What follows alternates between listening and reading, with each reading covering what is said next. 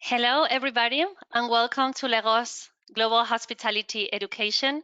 My name is Carolina Pastor. I'm Marketing Manager for Les Roches Switzerland, and I will be moderating today's session about our Masters in Hospitality Strategy and Digital Transformation. This is the latest addition to our academic curriculum, and I have the pleasure to have with us today the Program Director, Scott Dahl, Avgoustinos Souridis, who is the head of the Careers Department, and we'll be talking about the career outcomes of this program, and two current master students, Siddharth Nair and Fanny Deliu, who will share their student experiences. So before we start, I will just like to point out that this is meant to be an interactive session, so take advantage to have the students here today, the program director, career services to ask all these burning questions you may have about the program, about the campus and the student experience. So don't hesitate to use the question box. We will be monitoring the questions and either replying to them during the presentation or at the end. We have a dedicated section for Q&A. And so without any further ado, I would like to introduce our program director, Scott Dahl. Well, in fact, I would like him to introduce himself.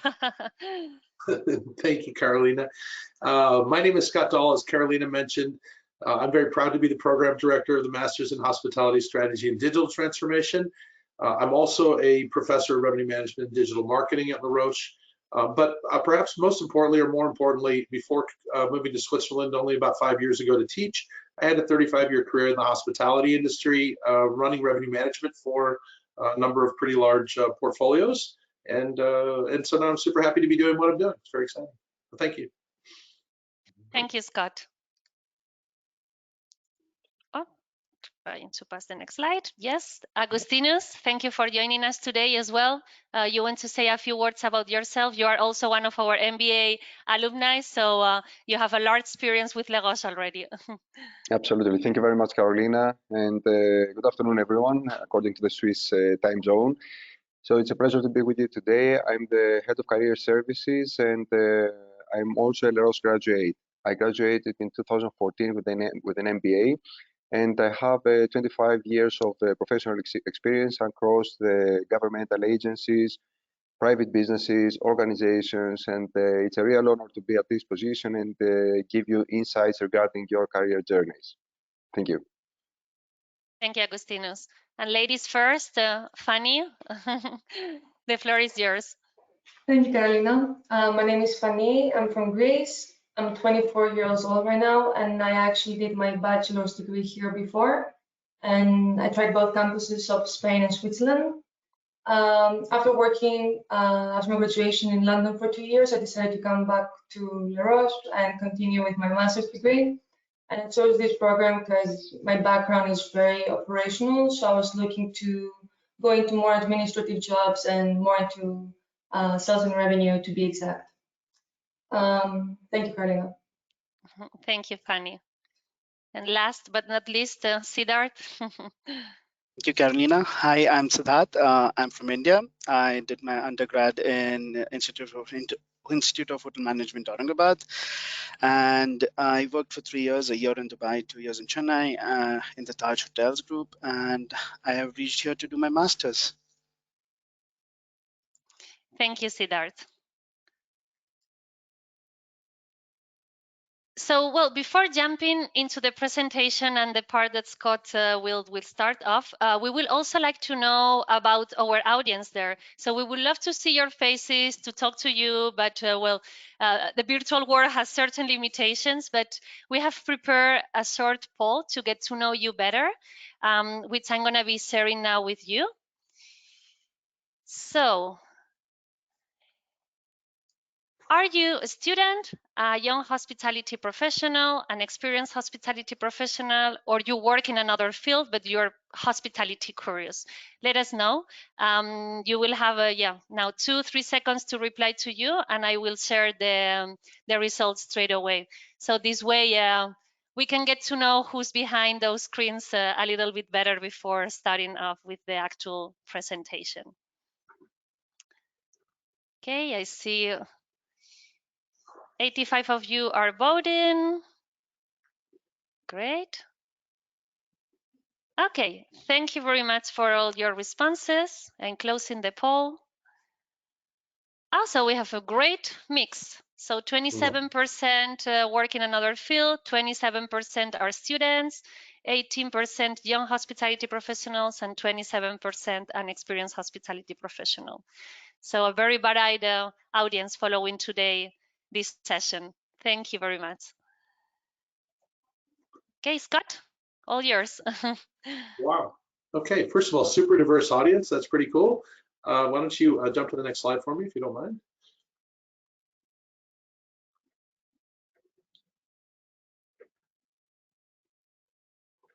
Just very quickly, I'm only going to speak to this very briefly. If you're contemplating coming to school here, then of course you're going to do your due diligence and your research. But one of the things I'm super proud of is that the program that we're talking about today and all of those studies at Les Roches are accredited by NECE, which is the New England College of Higher Education, or New England Commission of Higher Education, I beg your pardon, which among other things is the same organization that accredits schools like Harvard and MIT in the United States. And so super proud to have that that level of accreditation, and I'm very proud to know that those are the standards that we can be always held accountable to. So, and really kind of the tenets of education really for us, great faculty. I'm going to talk about faculty and in some cases some visiting faculty that we're very, very proud to have. Very much applied research. I'll talk about that as well, but the Swiss style of education involves very much of a hands-on approach, and even in what we teach, which is relatively high-level strategy and those kind of things, we always make sure that there's a very much of an applied component. And finally, both in what we do, both on the academic side and more on my side, which is more of an applied researcher practitioner perspective, we do a lot of stuff really to kind of connect the industry with higher education. So super proud of our affiliation and super proud of our role as a little bit of a thought leader in the industry, thankfully. So thank you, Carolina. Next slide, please. So why a master's in hospitality strategy and digital transformation? Well, the short answer is geeks that speak make bank. And what I mean by that is the hospitality industry is a super traditional industry, and there's been a lot of degrees around for a long time. And it's really steeped very much in tradition and slow moving on purpose. And all you have to think about is a luxury hotel, and the fact that many of us decided a long time ago that the definition of luxury didn't necessarily always have a necktie, and yet it's possible to go to a hotel in the middle of the desert and the uniforms still have things like neckties that are really not appropriate for weather and things like that. So this slow moving industry, which is very steeped in tradition, has to somehow interface with digital technology, which is new every 18 to 24 months. So that place in between is an opportunity for leadership, and it's a place for people with a real nice balance of analytical skills and creative skills to find really, quite frankly, good opportunities and things that they like to do. So if you want to go ahead and jump to the next slide, if you don't mind. So it's not new, right, this digital transformation. And so we're preparing leaders for tomorrow, but we're preparing them in two contexts: current technology, but also how to understand how technology impacts our business. Because as you're going to see in a second, digital transformation has really been in hospitality for a really long time. And yet, for the most part, there have not been specialized degrees that address that. So the slide that you're looking right now is how reservations got made when I started in the business. That direct booking line usually was a telephone. There wasn't even internet at that point. There were travel agents. We walked in and made reservations. We sat down in front of a travel agent. They had these big giant computer terminals that were connected to a completely different system that wasn't the internet. And it was pretty simple. We basically had one price. And then we also worked with wholesalers and tour operators if we wanted to distribute our products internationally, because if I was sitting in the state of Florida in the United States, I didn't know anything about marketing in Germany. So I would partner with a company like TUI that many of you have possibly heard of, and I would put some tours together. But it was a pretty simple situation. And then what happened was disruption. So if you can jump to the next slide for me, please, Carolina. What happened was disruption. And disruption came in this particular example, or what is kind of really one of the most notable digital transformations in hospitality, in the form of the internet. Now, the internet .com started in 1993, and this disruption in hospitality really started in about 2000 or 2001. So think about that for a second. The internet's been around for a while. People are starting to use it for different things, but the hotel industry at that point was strong. We were cranking, just like we were before COVID. Okay? And so what happened though was major downturn as a result of a disruption in travel that coincides with the event in New York City along with SARS, and it kind of caused the industry to all of a sudden need rooms and need new sources of business. And so we turned to the internet thinking that it was new customers, when in fact it was just a consumer behavior shift that was taking place at the same time. And what happened to us? Well, our distribution landscape got super fragmented, like you see. So now we stopped only competing with other hotels, and we started competing with all of these other channels just to sell our own hotel and pay and not have to pay a really high commission in the process. So if you could jump to the next one, Carolina. So what took place as a result of this disruption, companies like Hilton and Marriott and the traditional players were very disrupted by not only new players like Airbnb and Uber, but Booking.com and Expedia and those kind of companies. And what happened was a $100 billion shift in value from the traditional to these more digital types of companies. Right? So a big shift that hurt the hotel industry. And for those of you, there are actually quite a few of experienced people in the business. That was the beginning of the fight for online travel agency versus direct business. And keep in mind that that's a fight over about 20 or 25% of our profit. So it was a fight that hotels had to fight. But the digital transformation was born. Okay, now that's why the degree creates all kinds of employment opportunities. Remember that simple model? I was responsible for managing the pricing in a hotel, and I also managed all the check-ins and check-outs. Well, now that's become a career, right? Because it's a much more complex thing, as well as all of those other companies have become career opportunities. So now fast forward to today. No surprise, COVID disrupted travel really bad, more than ever before. But for someone who's been in the business for a long time, this is now my fourth cycle. What I know is when there's a downturn, there's typically a lot of tailwinds that come with it, right? There's this growth and this disruption and new opportunities. And what's happening this time? Well, bookings are way down. Current bookings are at a record low. In my entire career, I haven't seen as few sold rooms as were sold in 2020. However, dreaming about travel is at an all-time high, right? We're always thinking about stuff. And so what's happened is this shift in consumer behavior. We used to think about a vacation by looking and saying, okay, when does mom have her vacation time? How much money is in the bank? And we planned a vacation. We went to the internet. Now what happens is we don't even have dates, but we're already dreaming about what we're going to do. So that shift has created an opportunity for digital marketers. It's created an opportunity for hotels to reconnect with their customers directly. That's kind of the next major disruption that's taking place in hospitality in the digital transformation. So I think, Carolina, you might have a poll that goes along with this. If I'm not mistaken, let's go ahead and try that. Yeah, so let's see our audience, how eager they are to travel these days and how much they are dreaming about their next vacation.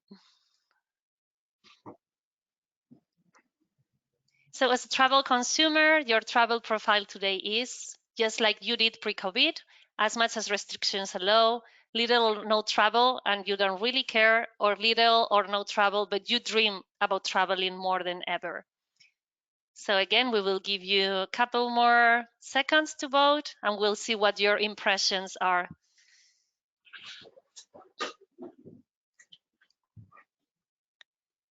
Okay, I see you are still voting. Okay, I'm already seeing that most of you are dreaming in capital letters. Okay, closing the poll. Yeah, so more than a half are dreaming. I myself, I'm dreaming as well. I'm sure all the panelists too. Little or no travel and don't really care, only 9%. So I can imagine that most of you following the webinar, like, of course, have a passion for hospitality and for travel. So I will presume that will be the lowest percentage. And just like I did pre-COVID, of course, it's very hard to go back to pre-COVID times yet. So that's kind of expected as well. And then 36% of you are traveling as much as restrictions allow. Thank you very much. So, thankfully, thank you very much for participating in the poll. Thankfully, we didn't have to use the slide that we fudged the results on, and it turned out to be the same. But that's actually very much consistent with what we're finding. Social media activity for travel, some months during COVID was 10 times what it was the same month before. And as I mentioned, occupancies are cut in half or more in most cases. So big giant shift, and interesting that everyone's watching kind of has the same. So let's talk about what you need to know about this program. Why does this program get you ready for it? So come to the next slide if you don't mind. So it's 2 semesters. I'm actually going to just have you, if you don't mind, Carolina, jump to the next slide because I think it's a better slide to speak to this with. It's 2 semesters. There are 3 modules spread over 2 semesters. Before I get into the details, though, I'd actually like to ask our students, and if you don't mind, tell us a little bit about each of you, kind of why you're coming here. So I think both of you mentioned that you have hotel experience, and I'll talk about the fact that it's helpful, but not necessarily required. And definitely there are other students in the program that have varied experience. But if you don't mind, Sid, let me start with you this time, just so that for fairness. I mean, why did you join the program, first of all? And then do me a favor, what's kind of been the topic that was the highlight for you? And then I'm going to ask you one follow-up question after that. I think it'll be interesting. So share with us a little bit about your experience as a student.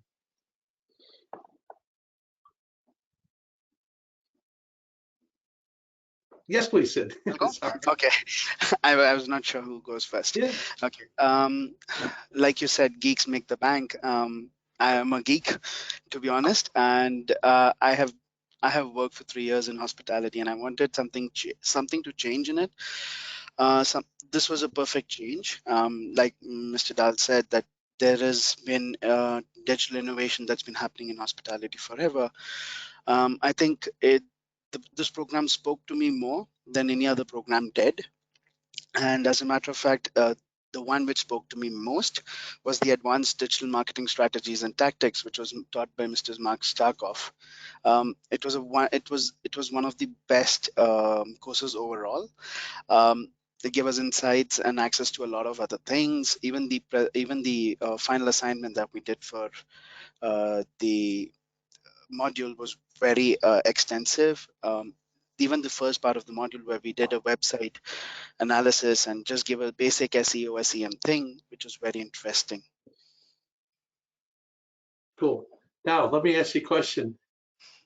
Which course for you was the low light? Go ahead. Sure why. Okay. I think the finance thing. So if you see in the red thread course, which is the finance and value creation one, I have never been good at finance, let's be honest. Even in undergrad, I was never that great at it.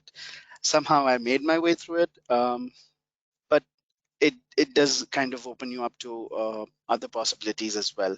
I think that directly leads into revenue management, which I'm sure Fanny would have liked more than me. So now, I mean, same question. So tell us a little bit about yourself. Like what made you choose to come here? And then kind of same question for you. You know, sort of favorite topic and the one that you were happy when it was over with.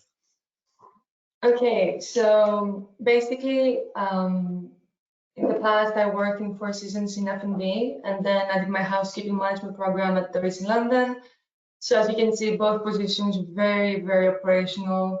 And well, let's just say that in my shift, I didn't have to sit down at all. So I was kind of like looking for a job that requires more of an office-based reality, more stability as well. But also just to try something new, because we're at an age that I think we should be moving forward. And with COVID right now, that was not the case. I was still under payroll, but I mean, what's the point of being 24 and just waiting for the new salary? I really wanted to expand my knowledge, and that's like one of the major reasons why I came to this new program. And then when it comes to the subjects, well, I guess the best one was a combination between the revenue management and the course that we're having right now with sustainable hospitality business strategies. Overall, I really like the revenue management because it was one of the longest course, first of all, that we've had. So we really started from zero and evolved to something completely different now. And also it's one of the subjects that we had the chance to work not only with the industry, so actually being paired with real life hotels and getting insights from there, but also to work in combination with other subjects. So revenue management was also combined a little bit with digital marketing, like I've mentioned as well, with sustainable hospitality business strategies. So in a way, we were learning the foundation and even applying it in some ways to different subjects. And now, well, the worst experience for me was a combination of the last 2 subjects in module 1, the database management and artificial intelligence, and performance measurement and business analytics, just because they were just a little bit too technical on my part. However, it was very interesting to be exposed to them, but at the same time, understanding that that's probably not what I'm going to do in the future. That's it for me. And thank you, by the way, both for sharing. I do that on purpose. And the main reason is because It's an extremely varied program, and anyone who's looking at it shouldn't look at it as a technical degree. They should look at it as a leadership degree. Now, there's some technical components that you need to understand in order to be able to lead in that area, but I think what you just heard them both describe was they found different pieces because they're different kinds of people. I know them both pretty well at this point, and in a second, I'm going to put them on the spot a little bit for what they're leaning towards from an internship opportunity, because both of those two very different kind of people finding what they're looking for fall within the outcomes, very, very right in the middle of the outcomes of the degree. So as we look at it, I'm just going to kind of go through it pretty quickly because anyone who's interested can inquire about this and get more information. But we break the degree up in 3 modules across 2 semesters, and it's broken up first in the tactics, so some specific building blocks. And some of those courses are pretty technical, but you're not going to end up being a website designer after the boot camp. You're not going to end up being a database manager after the database management class, but you get about enough information. Sometimes I describe it as enough information to be dangerous, because to be a leader, you need to understand all of these functions. Whether you have that department in your company that's doing that function, or whether you're hiring a vendor, it's important to be an informed consumer or an informed leader. So that's why we go through those pieces. In the second module, as Fanny mentioned, we start to pull that all together strategy-wise. So we start working with individual hotels and we start applying the concepts we're learning to hotels. One of the coolest things about that, in my opinion, and one of the reasons I love the Swiss style of education, is that it gives you an opportunity to not just see the perfect case. If I give case studies, if there's a piece of information lacking, I just provide it. One of the things that we learned was just about every single hotel has some kind of a gap in its data structure and some of those things. And so when you engage those theories in the real world, you start to understand and learn some things. And you start to develop what I sometimes call, and my students are both going to roll their eyes, I can tell, but you start to smell like a hotel a little bit. And for those that are in the business, which is actually most of the people that are listening, you'll understand exactly what I mean. You don't have credibility in a hotel until you kind of understand the environment, because there's so many interrelated things that if you don't get the whole ecosystem, you can make a mistake. And so hoteliers tend to sort of sort out who they listen to by who kind of sounds like they belong. And so we spend a lot of time with, first of all, having contact with hotels ongoing. We do a lot of different simulations. So in the case of the revenue management course that Fanny mentioned, in addition to working with the hotels, we also manage our own strategy. And we have this opportunity to see what that's really like and understand in a kind of simplified way, but still deal with the variables that they're dealing with on an ongoing basis, because many people learn differently. And I am not a person that learns very well by theory. That sounds strange. I'm a master's program director that doesn't really enjoy reading very much. And so, but I learn better by making mistakes. I learn better by trying things. And so we create those situations throughout the program where you actually then work on it, you apply it, and you get an opportunity to kind of use the knowledge in an applied way. The third outcome of that is really an educational thing, and it has to do with neuro-linguistic programming and learning. It has to do with learning how to talk about this stuff, because if you look at what's currently one of the major topics in business right now, what you'll see is it's a topic called data-driven storytelling. We've got so much data. We don't just need people to read us numbers. I need somebody who can look at 100 numbers and boil that down to 2 simple sentences that we know what to do with as far as running the business. So that's why we keep kind of making those connections so that we can develop all 3 of those skills.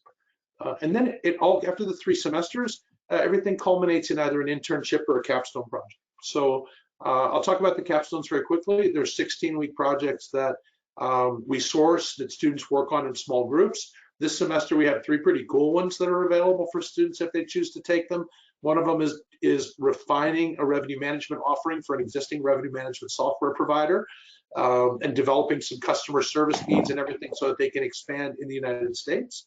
A second one is with a biometric technology provider and developing a biometric technology implementation for the hospitality industry.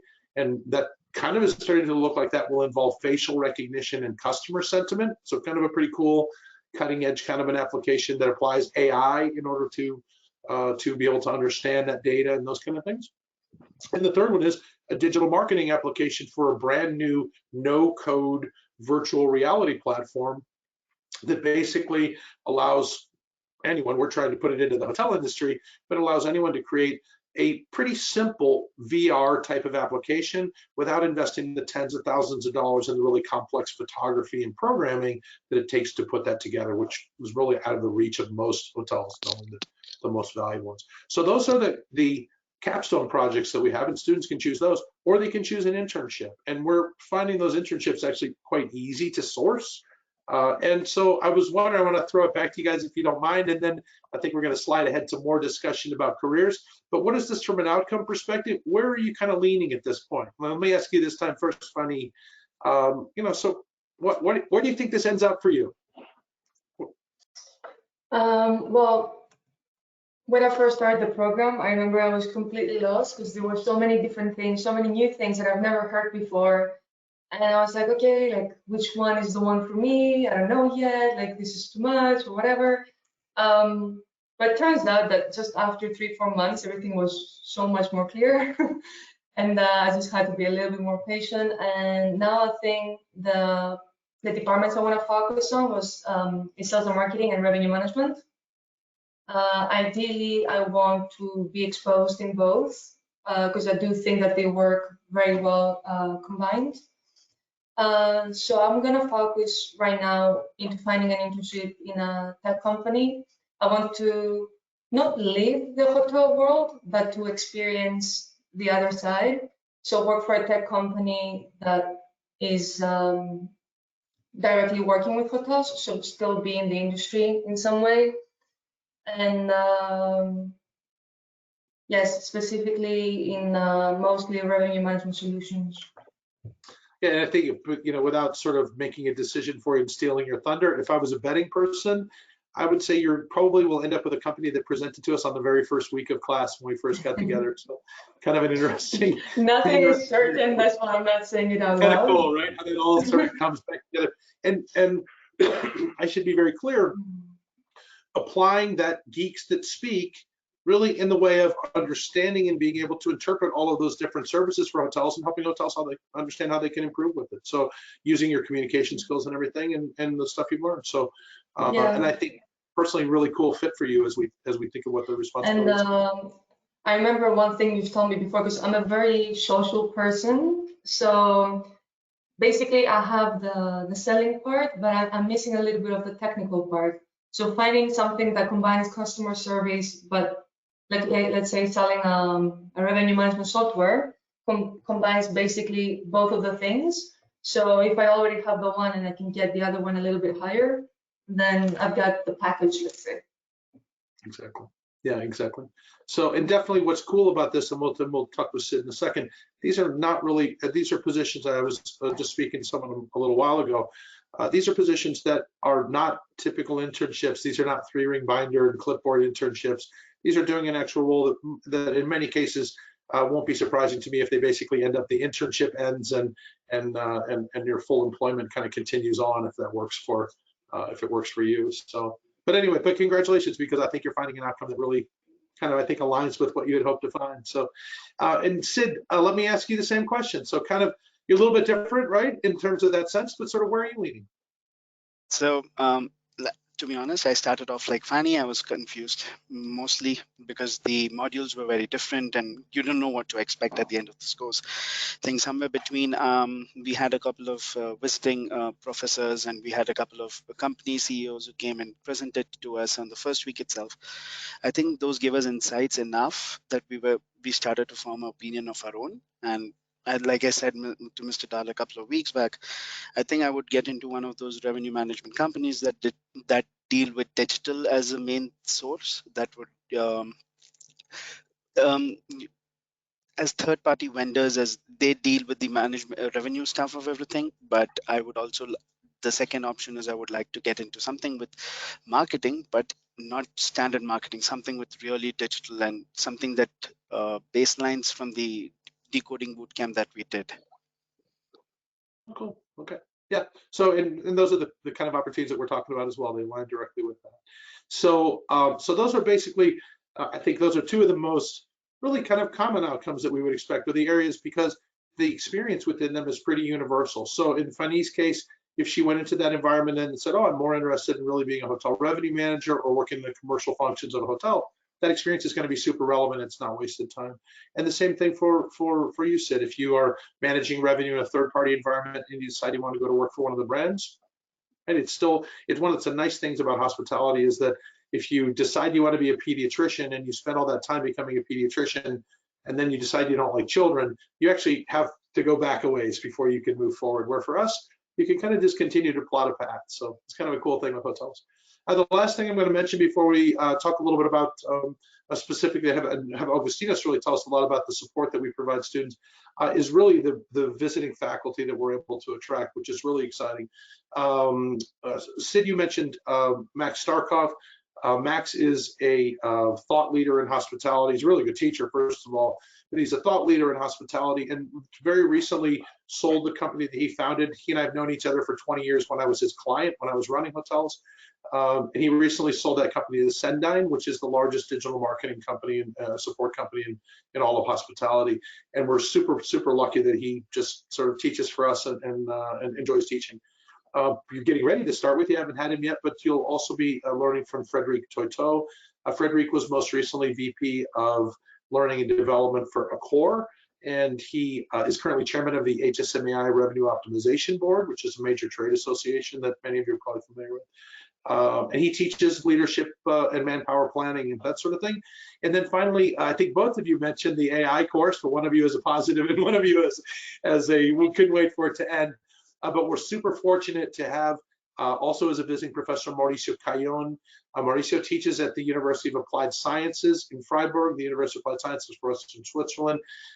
He is by far the geekiest member of our staff, although not so geeky when it comes to his staff because he's an artificial intelligence and machine learning specialist, but everything that he does is all in the realm of customer acceptance and usability of AI and machine learning. So a really, really fantastic professor that also teaches innovation in the program and does a really great job. So super happy with the visiting faculty we have. And when you combine that with some of the Les Roches faculty who are obviously very renowned in some of the more traditional hotel topics where we don't go outside the faculty, really, really happy with the teachers we have in the program for sure. So next slide, I think this is, does it say careers really big? Should. Oh, not quite. Okay, so just very quickly, 3 options, right? You can study 100% on campus, you can study 100% remote, or you can study somewhere in between. Kind of obvious in that sense. The one thing that I would say about it, I think students would probably agree, I think that this is not a difficult subject matter to learn remotely. Many people's careers, most people's careers in specifically digital transformation and hospitality work remotely. It's just a difference in terms of the student experience and the co-curricular activities and that kind of stuff. It's more difficult to build relationships in a 2-dimensional world, not a 3-dimensional world. But the subject matter, it's certainly much easier to teach than making pastries online. So it is a little bit compatible in that sense. Admissions required. Carolyn, let's just get right to Avgoustinos. But just in a nutshell, there is, I would say that the biggest admission requirement that I have is your intent when you're finished. If the right people enter the program, I know that we have a program that can help them get to what they want to get to.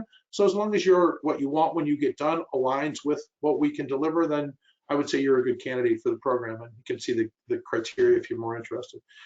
Finally, before we move on to careers, let's talk about the outcomes, and this is exactly what I'm referring to. And we actually have 2 examples of that. One of the major outcomes is the traditional players. It's going into work in the hospitality industry and working in the commercial disciplines.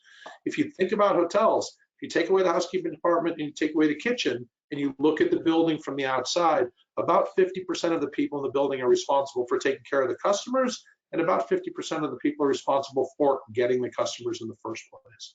And think about how important it is. The cleanest hotel in the world is not going to have any guests unless it can communicate to them in advance that it's clean. Being clean in itself isn't good enough. You have to communicate clean in a way that brings confidence. So all of those roles in the traditional stuff. So hotel people, we're talking sales, marketing, digital marketing, revenue management, all those kind of roles. Even development roles that you're doing a lot with data and stuff would be appropriate. So, and that's the path that Sid is pursuing for the most part. And now new players. The cloud and big data have brought a whole new resurgence of companies and service providers that help hotels make more money, and there are tremendous careers in that space too. So big ones like Booking.com and Expedia, or smaller ones like Room Price Genie that Fanny is speaking with now about a possible opportunity that are, it's a 3rd stage startup. And so there's only 20 employees, I think, at the most at the company. So a lot of different opportunities there that you can find the type of environment and the subject matter that you enjoy helping hotels, not necessarily working in hotels directly. And the third one, that same opportunity creates a lot of startups and entrepreneurship opportunities.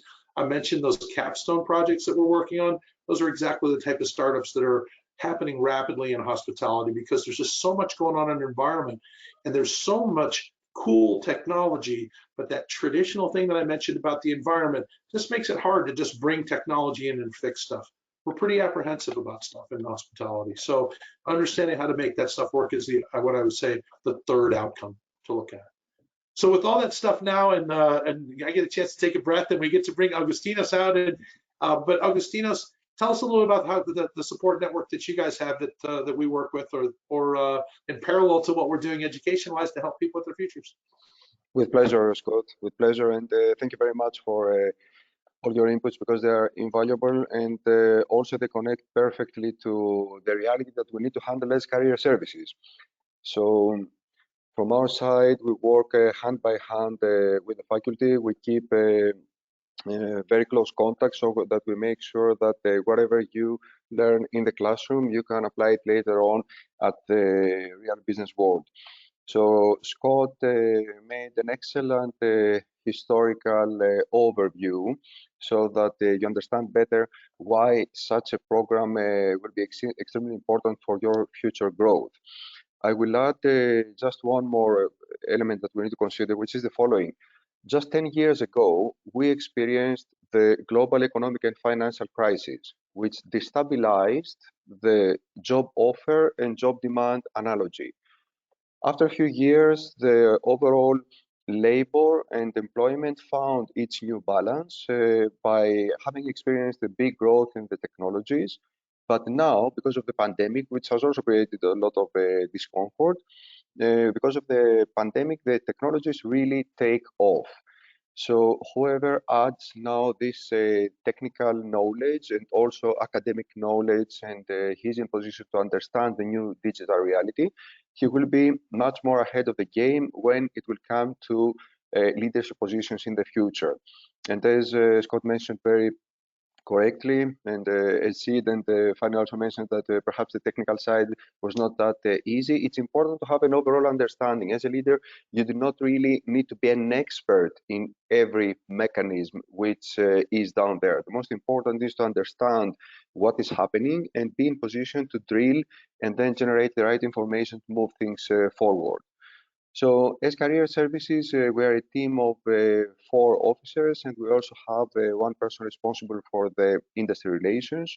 What we do, we prepare you for your career journey as of your studies. And if Carolina, you keep the previous slide, and your career journey can move toward different sides.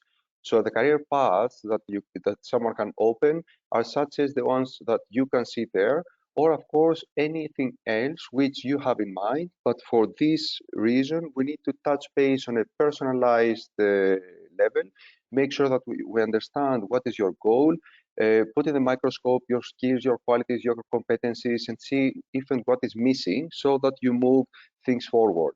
So you can see that someone can move on towards the startups, towards traditional hotels, as Scott said, revenue management, and other digital paths of businesses.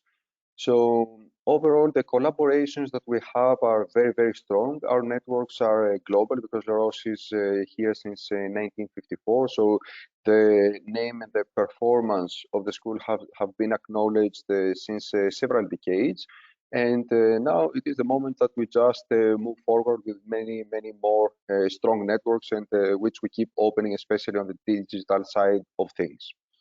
Now, the transferable skills are mentioned at the very bottom of this slide.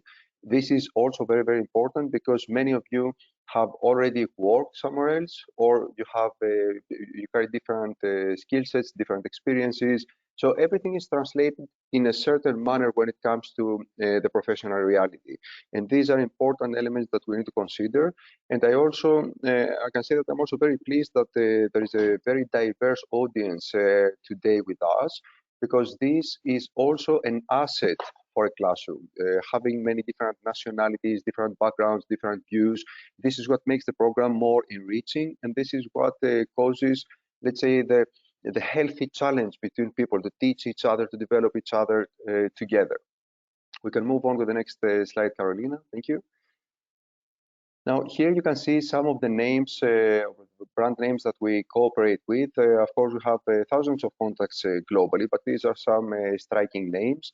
We can see in there the Zuma restaurants or the Muse tech player based in Czech Republic and moving also internationally very, very soon.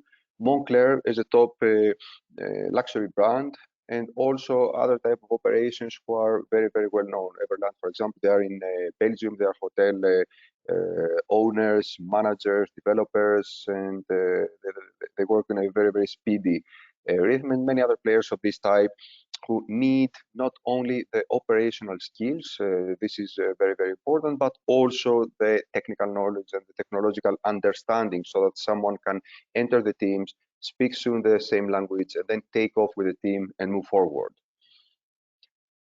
Now, moving on to the next slide, please, Carolina. Here we can see a set of the services that we extend to the students. So our support is personalized. We're available 24/7. So at any time, if there is any emergency, we handle, because we have a few hundreds of students placed internationally. And this is a big responsibility for us. We need to be ahead of the game at any time someone needs our support. And then also here in the department, if anyone needs a last-minute question, we don't require an appointment. The students can always come to us, just open the door. Hi, Ago. Hi, Christina. Hi, Stephanie. This is what I need. We will leave everything. We will make sure that the students receive the consultancy they need, no matter how much time it will take, so that we move things forward. Regarding this, Sid and Fanny, have you experienced this support, the personalized support? What's your opinion? Should I go first? Okay. Well, I was lucky enough to get a combination of support. So I really worked closely with you as well, getting consultations. And like the whole story, even from when I was a bachelor student. The workshops from Julie and Lana as well, they were super helpful to me, not only to fix our CV and everything, but also to really realize how to sell myself properly in an interview. And of course, even the support of our program manager, Mr. Dahl, because especially for me, the internship that I'm potentially getting wouldn't be an option if he wasn't there for us. So yeah, I was definitely supported from many different sides. Sid? Yeah. I think I don't have anything to add other than what Fanny said. The only thing is he helped out with the career team helped out a lot with my CV. I think we had back and forth about 1 week worth of mails, just going and just editing small things in my CV just to upload it. And the other thing is when we had a career day and there was a last minute upload which was not there. I just texted him and he left everything and just tried to get the CV approved just for something. So I think career service has helped out a lot to me, at least. Thank you very much, Sid. And indeed, these are small malfunctions which can happen because you guys are busy. The program runs very fast. The projects are very interesting. They require a lot of focus, a lot of speed during the day. During the evening, there's always the time for a beer to enjoy and see each other, which is also really nice. So back to our matters. Indeed, as you saw, we have this personalized approach and full availability to the students. And also, as Sid mentioned, we organize a career day during each semester. The next one will be in October, by the end of October. So just 10 days ago, we had our career day, and we invited 95 organizations placed internationally to have the opportunity to exchange with the students and see if things can move forward according to what each one is looking. So we also have a job portal, it's named Simplicity. There, this is basically the connecting bridge between the employers and the students who are looking for placements. So in there, the employments can post open vacancies, and we do as well on a daily basis. and then the students can see from the other side what is, let's say, in the menu, and they can apply according to their preferences and also according to their qualities and competencies. Now, it is very important to use these tools and also the online interview coaching which Fanny spoke about. This is about a supportive function of an expert in the online interview coaching who's based in Australia. So until the pandemic, she was visiting us each semester. Now she's away, but she will return soon. The things are improving.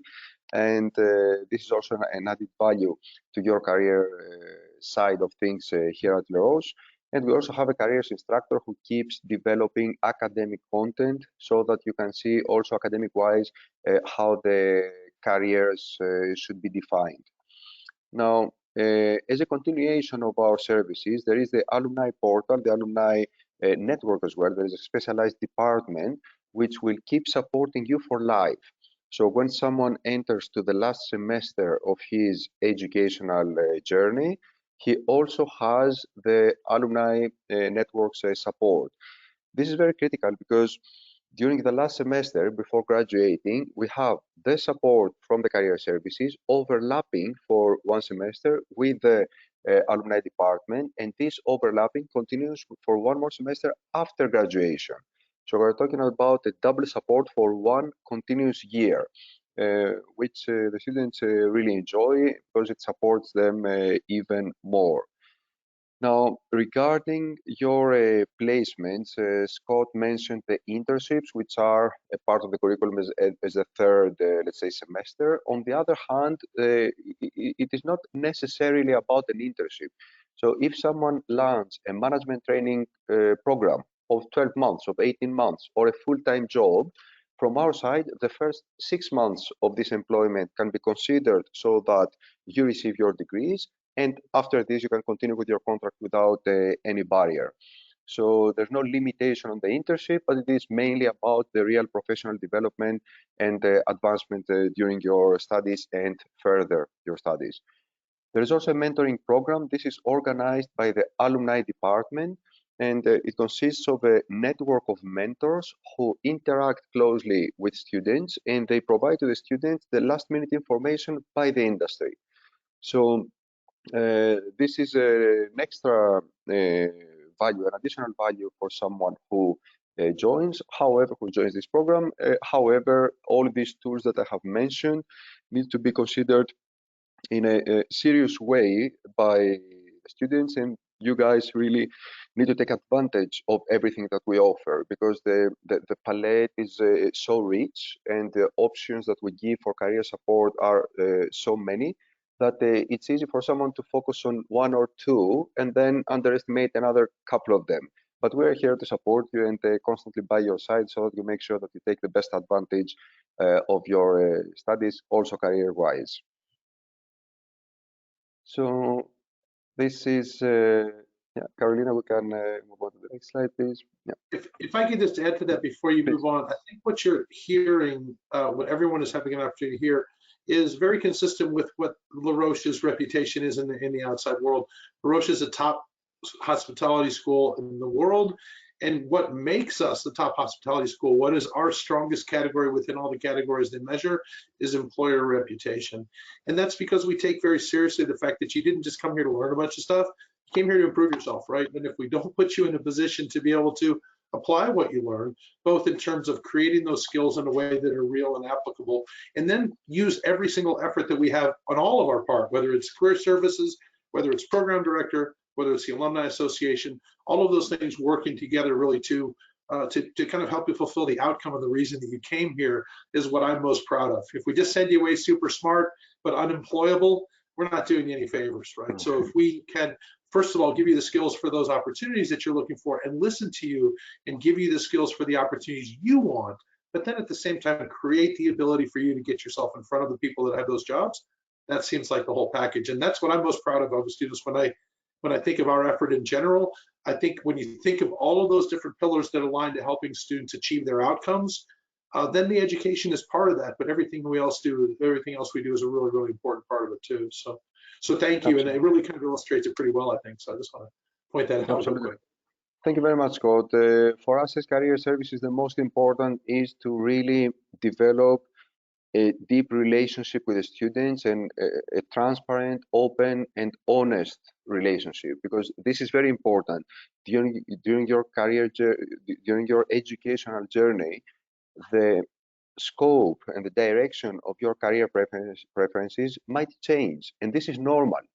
This is absolutely normal. We want it to happen, and this is why we expose you to so many different organizations, modules, contacts, people.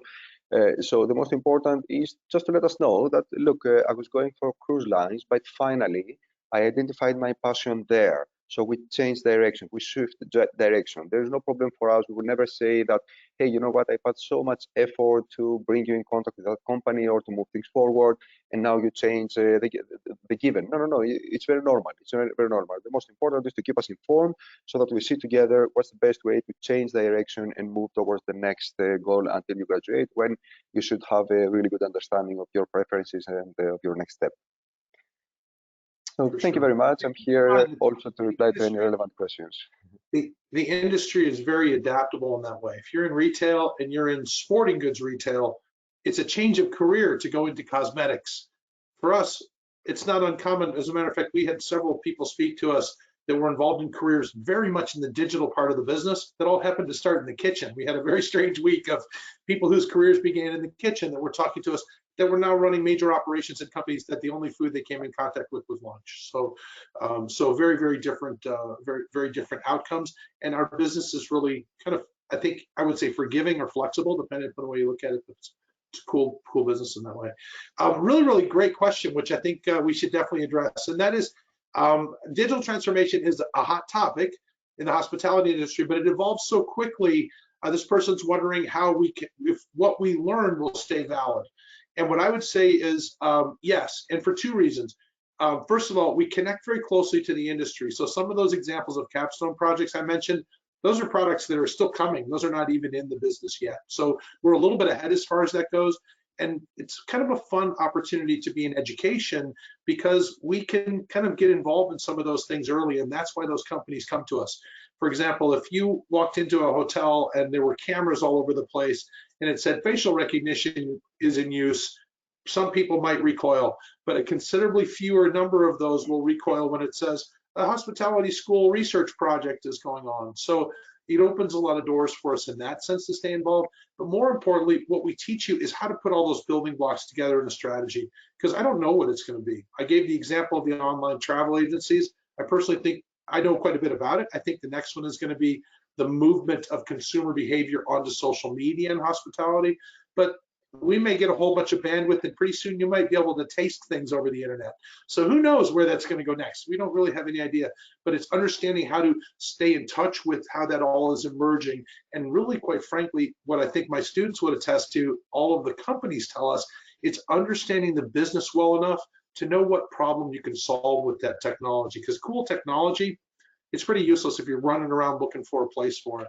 But if you know a problem that needs to be solved and you can figure out an innovative way to solve it, that's where the big opportunities are. So I would say never really, the ability to lead in that space never really will become stale, because the ability to look at new technology and understand it is one of the things that we build into the program really strongly. So that's a great question, though. Really good question. If I may add on this, Scott, because this is a very deep question, I would like to add the following. First of all, the knowledge about the digital transformation and this type of careers are like a muscle which needs to remain fit.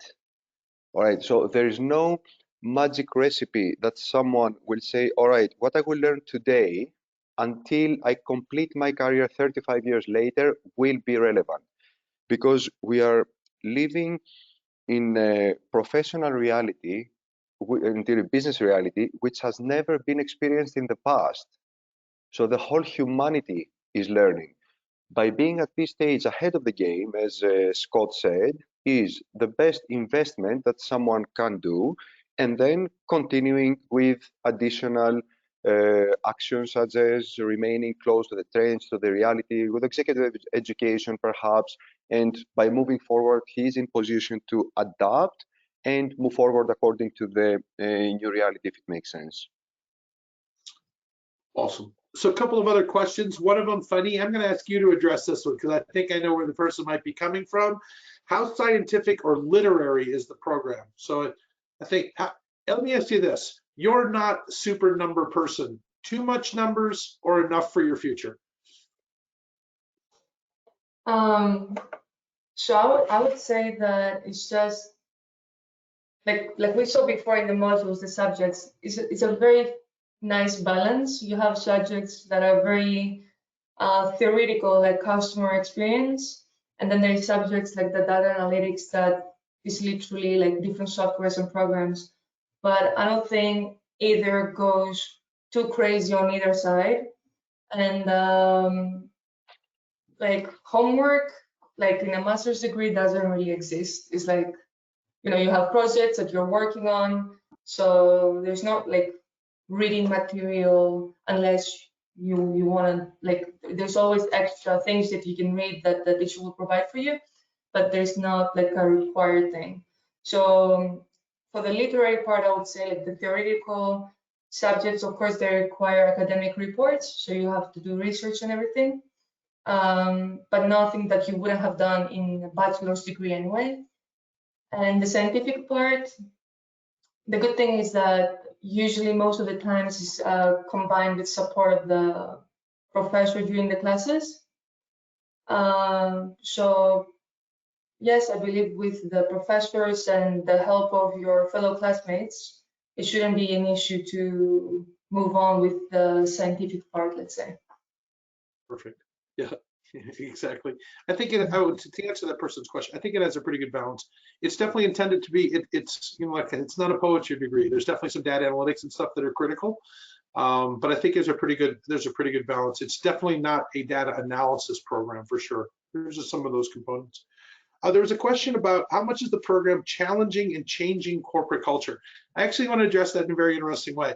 I understand exactly what you're saying, and what I would say, the program teaches you not to challenge, but rather to disrupt. And the reason I say that is because our industry is not super accepting of change. So if you're not fixing a problem that it agrees it wants solved, then you have a challenge. Whereas if you're solving a problem in a unique way, then you'll find people are super, super accepting of technology. We bring it in all the time. We just all have been burnt at some point or another because we bought the Betamax. If you don't know what that means, you're not old enough, but look up Betamax, you'll understand what I mean. But we're basically, there was a technology that was sold to us that didn't really solve the problem that it was supposed to solve. So I would say what we do is we teach you to understand the landscape of the business environment so that you could disrupt it without feeling like it was a challenge. And that's really kind of how companies evolve. It says that's how companies transform, but what I would say is that change that isn't perceived as a challenge would probably be more lasting and easier to implement. So super about being disruptive. Think about what we said, using facial recognition to measure customer satisfaction on a transactional basis. That's pretty disruptive. Somehow democratizing virtual reality from a digital marketing perspective, pretty disruptive, but not necessarily in a way that's challenging, more in a way that's additive, I think would be the one, just a minor nuance, right, that I would say is different. But for sure, that's what it's all about. I think that was, there was one other one down here at the bottom. Oh, I would say also, yes, here's the thing that I would say about that. You have a lot of opportunity to work on projects on your own, but my area of specialty, and for the most part, I would say it would be the Western digital ecosystem. The international nature of our student body is causing me to very quickly bring my skills up in the different Chinese digital ecosystem tools, because as much as we want to say this one is this one, none of them are alike, right, in terms of capabilities. So I would say that I'm kind of starting to know a little bit more about it. Don't consider myself to be an expert, and for the most part, it's steeped in those programs. But if you understand what's happening in them, it's really applicable to the other channels as well. WeChat, it just has a shopping cart. It's better, quite frankly, from a hotel industry perspective than anything we have in the Western system. It's just understanding how they're adaptable a little bit, because they're all a little bit different. But we focus mostly on the Western ones to answer your question. Okay. And there's one more I believe question. there's one more. Yeah. Oh. Can I get a PhD after the master's? I'm just wondering, because usually PhD requires a thesis when the program if I'm not wrong, does not include it. I would say you could. I don't think it would necessarily be with us. And I would kind of wonder, it would be within an area of specialty. And I would, so for example, if you chose, I wouldn't say you would necessarily want to get a PhD in hospitality data transformation. I'm not sure you would get much more out of additional education in that. But if you really found that the whole data architecture thing was amazing, then I would say that something more specified would be potentially super valuable in that sense, right? More specification. But I don't know that a PhD in the same stuff would really prepare you much more for it. It would be more if there was an additional specialization. The other thing that I would say is it's a master's degree, it's an advanced degree, but very much has a lot of applied research in it. Every PhD would have a lot more sort of academic type research, so that would be more specialized. Okay, I think that's it. Cool. Well, Carolina, I think that's pretty much it, right? Yes, exactly. We don't have more questions. Thank you very much to all the attendees for their engagement throughout the polls, the questions they have submitted. I think it's been a very interesting conversation and presentation. Before finishing, I would like to flag also the fact that this week is info session week, so we have more webinars than this one about our Masters in Digital Transformation, but we are also covering the broad spectrum of our graduate program opportunities at Les Roches in both our Spanish campus in Marbella and in Crans-Montana in Switzerland. So if you are interested in getting to know also the details of the other master programs that we have available, or you're hesitating whether one program might be a better fit for what your career aspirations are like. You have here on the slide the different sessions. Next one will be this afternoon at 6 about the Master in Marketing and Management for Luxury Tourism that it's held in Marbella. Tomorrow at 1 p.m., so same time as today's webinar, the Masters in International Hotel Management, also taught in our Spanish campus. On Friday, the session will be about the MBA in Global Hospitality Management in Les Roches, Switzerland at 1 p.m. And in the afternoon, we'll have a webinar about the Executive Masters in International Hotel Management. And also, this will be followed by a more casual Q&A chat that we will be hosting next week on our Instagram channels. Fanny will be part of the Q&A about the digital transformation masters. So you just have to follow Les Roches Spain and Les Roches Switzerland on Instagram. Turn on the notifications and you will get notified when our students go live. So this will be a chance to have a more relaxed kind of chat with two current students from each of these programs that will be sharing their experiences and also replying to your questions. So thank you very much. I'm aware we are running late in time, so thanks for your patience for remaining online. Thanks for the panelists for their availability today. If you have any further questions, you can always email info@leros.edu and we will connect you directly with an education counselor that will give you personalized advice based on your questions and again, your career aspirations. So best of luck to all of you and hope to maybe see you, some of you on campus or remotely next semester. Thank you very much. Thank you, everyone. Bye-bye. Thank you. Bye-bye. Thank you. Bye-bye.